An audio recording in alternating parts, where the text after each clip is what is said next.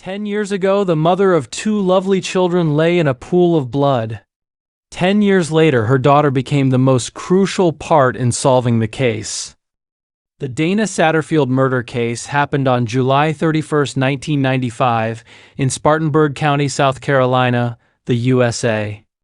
Spartanburg County is located in the northwest of South Carolina.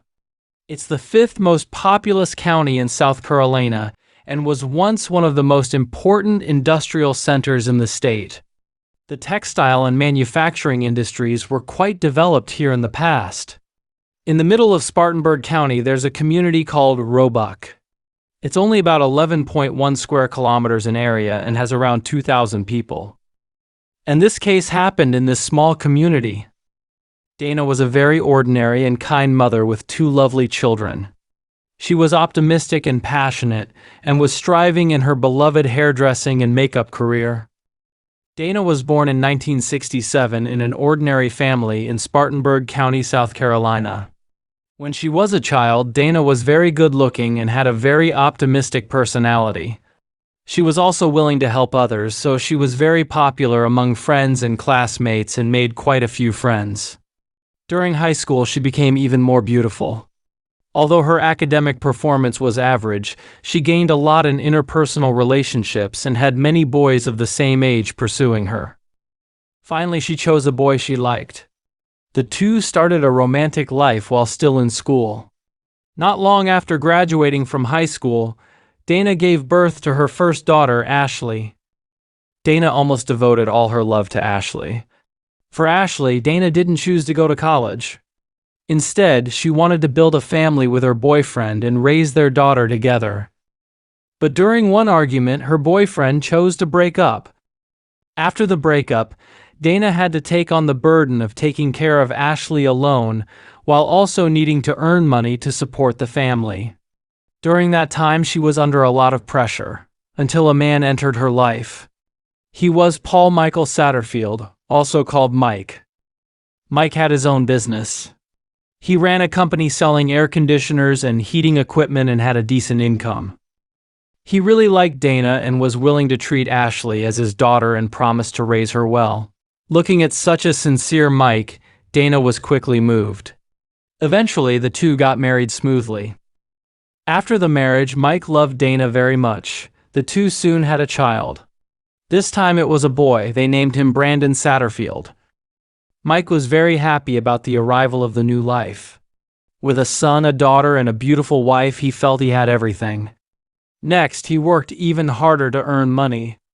Dana took care of the two children at home carefully. The two cooperated very well. Just like this, the life of the family of four got better and better. As the children grew up, Dana had more free time. Dana felt she couldn't just stay at home anymore. Just when she was a child, Dana had a dream. That was to become an excellent hairstylist and beautician. Mike gave the greatest support to his wife's dream. To save costs, they came up with a good idea. That was to renovate an old trailer well. In this way, they not only had a place for haircuts, but also a tanning place. Dana really liked this renovated barbershop and could change the location at will. She chose a spot near Highway 221 in the Roebuck community. The transportation was convenient, and there were quite a few customers. But since having the barbershop, Dana almost devoted all her mind to it. She would stay open until very late every day. This also led to Mike having to spend some time taking care of the children. In 1995, it was the 7th year of Dana and Mike's marriage. Because Dana was too focused on her career and lacked company for her husband and children, their relationship had problems and they were preparing for a divorce and separation. But because of the children, the two still maintained close contact. Next, Dana focused even more on her hairdressing career. She felt she was very talented in this area and could realize her dream. She was very happy. On the evening of July 31, 1995, at 8:11 p.m., Dana was still open for business. Diane Harris happened to pass by. She was a salesperson. She saw Dana still cleaning in the shop. Because she had come to the barber shop to sell cleaning liquid around 6:30 p.m. in the afternoon, They greeted each other, and then she continued to sell products. At 8:30 p.m., Diane returned to the barbershop and was preparing to wait for a ride home there. At this time, the barbershop was closed and it was pitch black inside. Suddenly, a huge noise came from the house. Then a man jumped out of the salon window. Diane looked at the man for a moment. But because there was no light around, Diane didn't see clearly who the man was. The man was also very surprised. Probably didn't expect there to be someone outside. So he pulled up his collar to cover his face, hurriedly ran away, and disappeared into the dark street. Diane's intuition told her that this might be a burglary case. But she didn't dare chase the man, so she ran to a nearby hotel to call the police.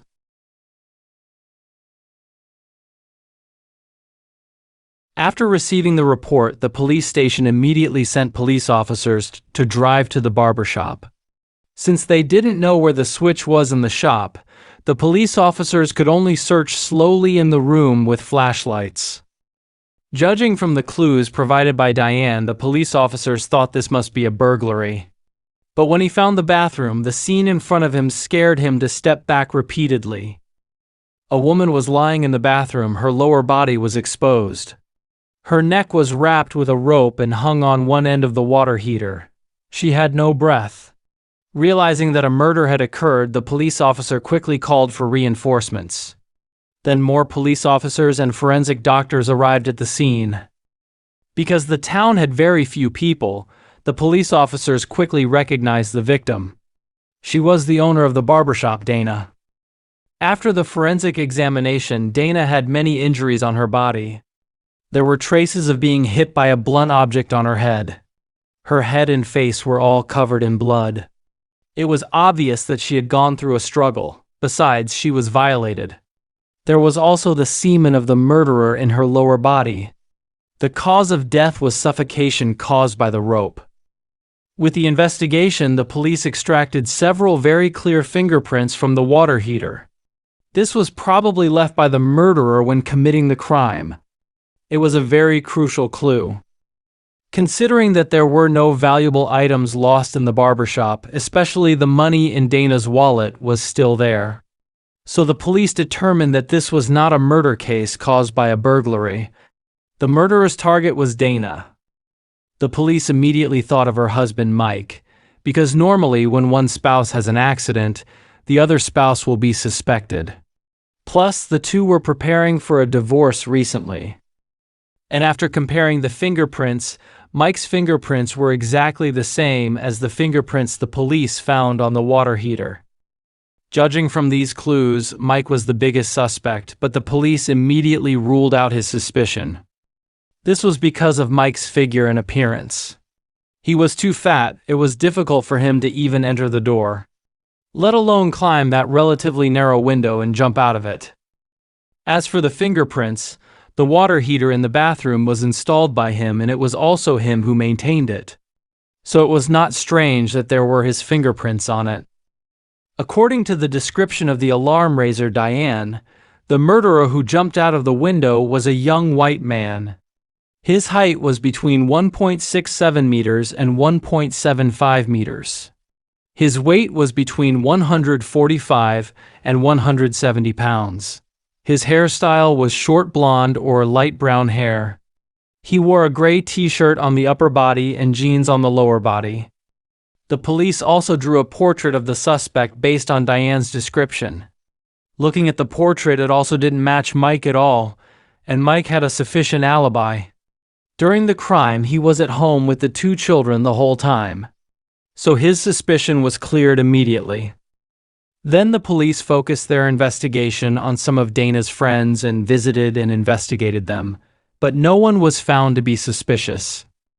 At the same time, the police also successfully extracted the murderer's DNA from the remaining semen and input it into the DNA database.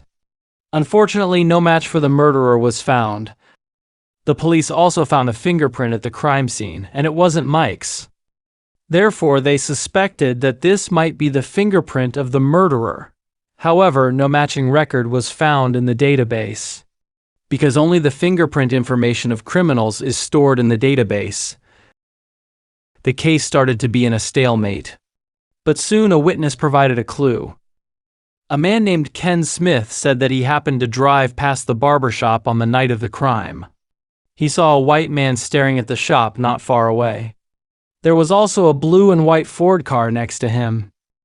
Then the police started to investigate around the car. Blue and white Ford cars were actually not many in the local area. So the police investigated all the similar vehicles registered, but no abnormality was found. Of course, it wasn't without any gain. For example, an anonymous person called the police many times. A person named Marion Vick had such a car. And her son Jonathan Christian Vick was very suspicious. They wanted the police to investigate. After the investigation, Marianne Vick did have a similar car. Besides the police, many people had asked where the car was parked on the night when Dana was killed. Maybe because she was asked too many times. Marianne Vick pasted a very large label on the rear of the car. "This isn't that car. The sheriff's office has checked it. Please don't waste time anymore." And the police didn't find Jonathan's fingerprints in Dana's barbershop. Although the police wanted to continue the investigation and applied to the court to check Jonathan's DNA, they were rejected by the court. The court meant that Jonathan had the testimony of his family. There were no his fingerprints at the crime scene. Just based on an anonymous call in a similar car, it wasn't allowed to collect DNA, so the police gave up. Just like this, because of the lack of crucial clues in this case, not even a single suspect was found. The police were under a lot of pressure. Soon after, a prisoner named Russell Trevor Quinn came into the police's view. He was in prison for sexual assault and assaulting others. He was reported by his cellmate. His cellmate said that Russell Trevor Quinn had said in prison that he had attacked Dana. After hearing this news, the police immediately investigated him. And the witness named Diane also thought he matched the characteristics of the murderer very well. The simulated portrait was also similar. Just when the police thought the case was finally going to be solved, the DNA didn't match. This meant that Russell Trevor Quinn wasn't the murderer at all. Up to this point, all the clues had been broken. The case was completely in a stalemate. As time passed, this case was gradually forgotten. In 2005, 10 years after Dana was killed, Dana's daughter Ashley was 18 years old and had gone to college. Although time passed and Ashley had no impression of her mother. But every time she looked through the photo album, she would think of the mother who once loved her very much. Ashley often asked the police about the progress of the case. Although she knew the hope of solving the case was slim, she still didn't give up. Whenever there was a clue, she would provide it to the police.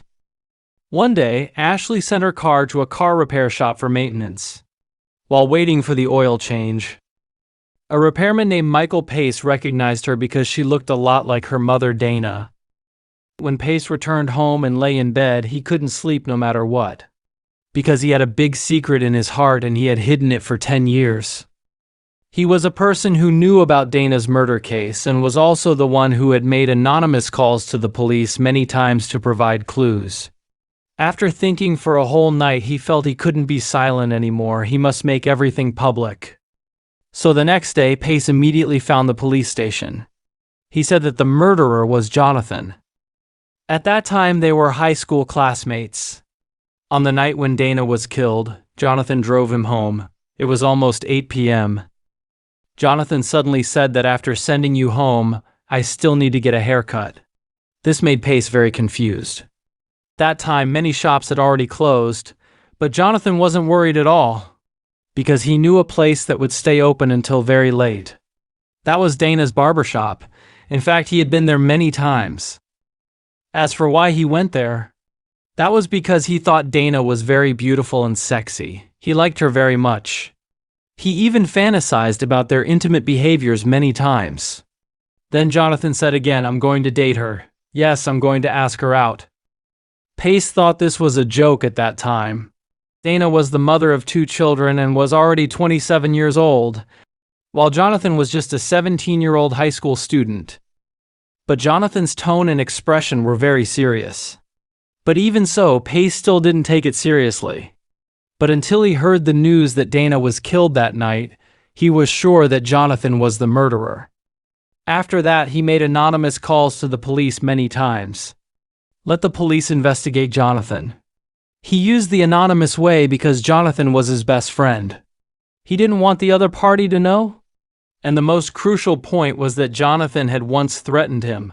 If you dare to tell others, I will kill you without hesitation.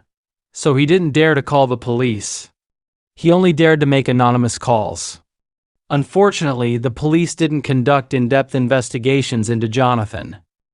After Pace's public accusation and after comparing the simulated portraits, the police decided to arrest Jonathan immediately. In January 2005, the police arrested Jonathan in Greenville County, South Carolina. This time, the police successfully extracted his DNA sample. After comparison, it completely matched the DNA at the crime scene. This also meant that Jonathan was the murderer. After the news was made public, the residents of the town were very surprised, because the murderer who killed Dana lived among them for as long as 10 years. With sufficient evidence, the prosecution soon prosecuted Jonathan for crimes such as sexual assault and murder. But Jonathan firmly denied the crime and started to fight back.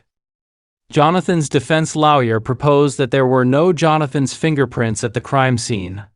The pubic hair found on Dana's lower body. The DNA test also showed that it didn't belong to Jonathan, so he wasn't the murderer. In response to this point, the prosecution thought it was easy to explain. Because there were many male customers. The crime scene was in the bathroom. This was very normal.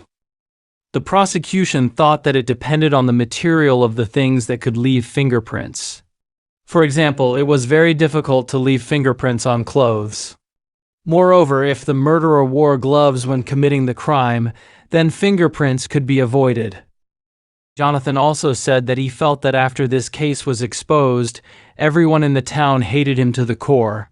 He couldn't get a fair trial. This wasn't fair. Jonathan also said that his lawyer didn't wholeheartedly help him get acquitted. He even said as long as he was sentenced, then Dana didn't get justice. Although he found many excuses, they were undoubtedly in vain. In November 2006, the jury reached a unanimous opinion in just 20 minutes. Jonathan was convicted of murder, sexual assault, and other crimes. Normally, he was supposed to be sentenced to death. But considering that he was only 17 years old at the time of the crime, Jonathan was sentenced to life imprisonment. Hearing the verdict, Ashley and her father Mike shed excited tears. After waiting and suffering for 10 years, they finally found the murderer. After Jonathan was sentenced, the police soon made new discoveries during their investigation of him. He had many bad habits and crimes. Although he was married and had children, he had been dealt with for domestic violence. He was also arrested for vandalism. During his military service, he had also attacked many people. In the eyes of his friends around him, he was a temperamental bomb and was very prone to losing his temper. Even more incredibly, one of Jonathan's ex-girlfriends, Heather Sellers, disappeared strangely in 2002. Then Heather's colleague and friend, Michelle Whitaker, also lost contact. The police suspected that Jonathan, who dared to kill at the age of 17 and escape the law, didn't take the law seriously. So Heather and Michelle were very likely to be killed by him. Unfortunately, although he was considered a suspect in these two disappearance cases, the police didn't find conclusive evidence, so he wasn't sentenced. Even more strangely, in 2008, Michelle, who had disappeared for 6 years, suddenly reappeared. As for Heather's disappearance, the police still haven't found a breakthrough and the case still has no answer. Even though Jonathan was convicted, he insisted from the beginning to the end that he was innocent and claimed that the real criminal was someone else. At present, he is detained in Lieber Correctional Institution.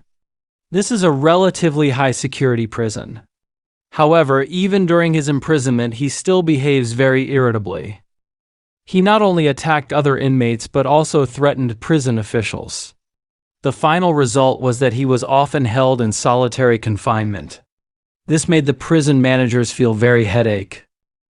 As for Ashley, now she is married and has children and has become a mother of 2 children.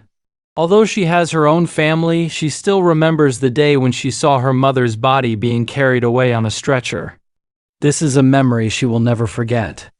The pain of losing her mother made her determined to become a service provider for victims at an early age, and she has achieved this goal. At present, she has become a victim advocate in the Spartanburg County Sheriff's Office, providing support and companionship to victims and their families, helping them through the toughest times. Besides, she also initiated a victim impact program in prison.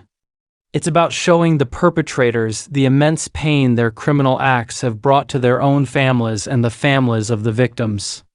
She hopes that the prisoners in custody can realize their mistakes and eventually persuade them to sincerely repent and stop committing crimes. Ashley often tells herself and other victims or their families, "You can't overcome it. You just learn how to live with it. So this is how I live with it.